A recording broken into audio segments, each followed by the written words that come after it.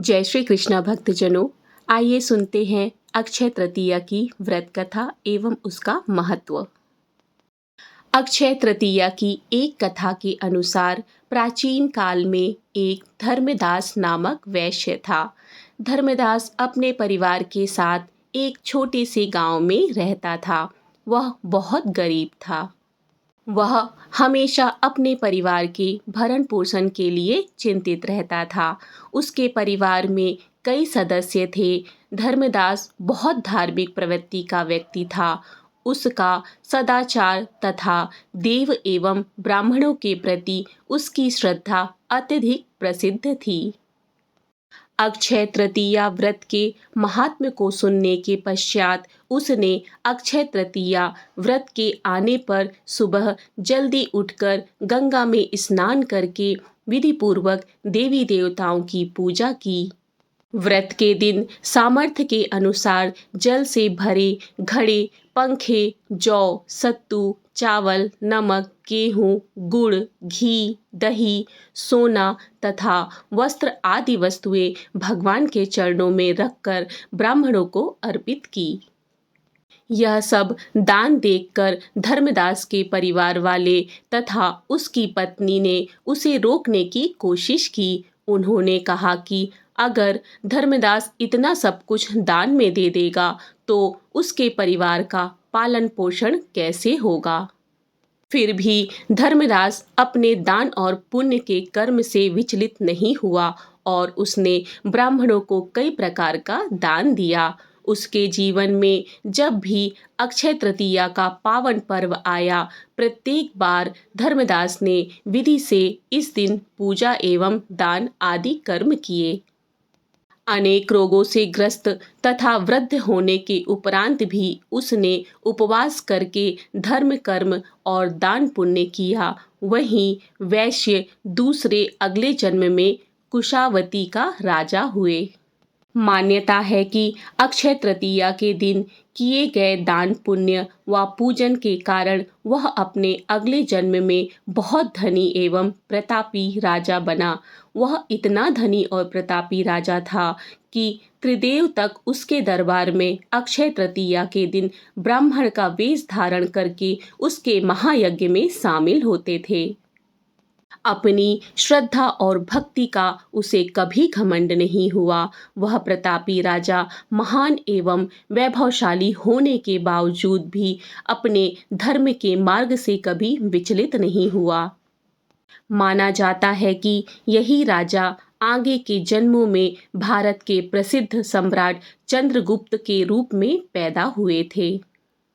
जैसे भगवान ने धर्मदास पर अपनी कृपा की, वैसे ही जो भी व्यक्ति इस अक्षय तृतीया की कथा का महत्व सुनता है और विधि विधान से पूजा एवं दान आदि करता है, उसे अक्षय पुण्य एवं यश की प्राप्ति होती है।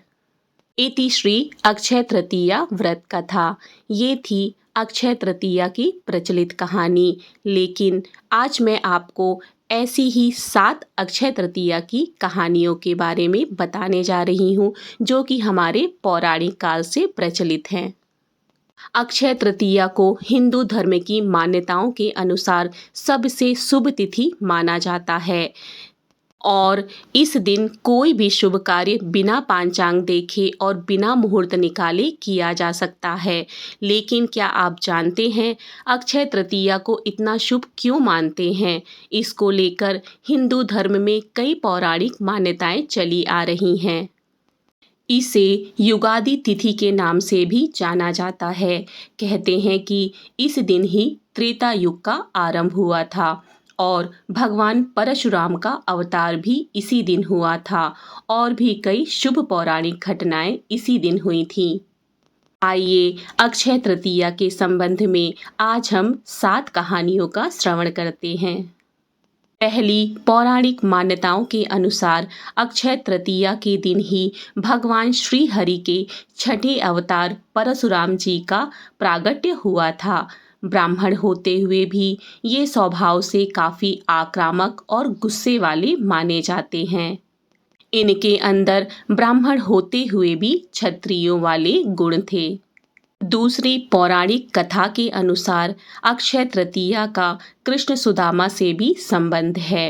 कहते हैं कि जिस दिन सुदामा अपने मित्र भगवान कृष्ण से मिलने गए थे, उस दिन अक्षय तृतीया तिथि थी। सुदामा के पास कृष्ण को भेंट करने के लिए चावल के मात्र कुछ मुट्ठी भर दाने ही थे, जिन्हें उन्होंने श्री कृष्ण के चरणों में अर्पित कर दिया। उनके इस भाव के कारण कान्हा ने उनकी झोपड़ी को महल में बदल दिया। इस तरह सुदामा जी को भी इस दिन अक्षय निधि की प्राप्ति हुई थी।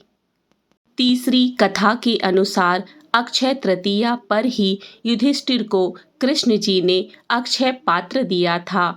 इस पात्र की यह विशेषता थी कि इसका भोजन कभी समाप्त नहीं होता था। इसी पात्र की सहायता से युधिष्ठिर अपने राज्य के भूखे और गरीब लोगों को भोजन उपलब्ध कराते थे। भविष्य पुराण में अक्षय पात्र का संबंध मनुष्य के दान धर्म से बताया गया है। चौथी पौराणिक कथा के अनुसार अक्षय तृतीया के दिन से ही महर्षि वेदव्यास जी ने महाभारत की कथा को सुनाना आरंभ किया था और गणेश जी ने इस कथा को लिखना आरंभ किया था। इसी वजह से कहा जाता है कि महाभारत का युद्ध भी अक्षय है, जिसके कुछ उदाहरण आज भी कहीं कहीं देखने को मिलते हैं। पांचवी कथा के अनुसार भविष्य पुराण में बताया गया है कि अक्षय तृतीया को युगादि तिथि भी कहा जाता है। दरअसल इसी दिन से त्रेता युग का आरंभ माना जाता है। इसीलिए इस दिन को शुभ कार्यों के लिए सबसे शुभ मुहूर्त के तौर पर देखा जाता है। मान्यता है कि अक्षय तृतीया के दिन हम जो भी कार्य करते हैं उसमें हमें अक्षय फल की प्राप्ति होती है और वह पुण्य कभी भी समाप्त नहीं होता है। छठी कथा के अनुसार महाभारत में द्रौपदी के चीरहरण की घटना सर्वाधिक चर्चित मानी जाती है। पौराणिक मान्यताओं के अनुसार उस दिन भी अक्षय तृतीया ही थी, जब पांडवों ने कौरवों के साथ जुए के खेल में द्रौपदी को ही दांव पर लगा दिया था। दुशासन ने द्रौपदी का चीरहरण किया था। अक्षय तृतीया के दिन ही द्रौपदी की लाज बचाने के लिए श्री कृष्ण ने द्रौपदी को अक्षय चीर प्रदान किया था। सातवीं कथा के अनुसार नारद पुराण में बताया गया है कि अक्षय तृतीया के दिन ही गंगा जी का धरती पर अवतरण हुआ था। तेज बहाव के साथ स्वर्ग से निकली गंगा नदी को शिव जी ने अपनी जटाओं में धारण कर लिया था और फिर भागीरथ के प्रयासों से देवी गंगा धरती पर अवतरित हुई थीं। इसी तरह से अक्षय तृतीया की 7 पौराणिक कथाएं पूर्ण होती हैं। इसी तरह की पौराणिक कथा कहानी तथा धार्मिक जानकारियों के लिए मेरे चैनल को सब्सक्राइब करें। मिलते हैं अगली जानकारी के साथ। जय श्री कृष्ण। राधे राधे।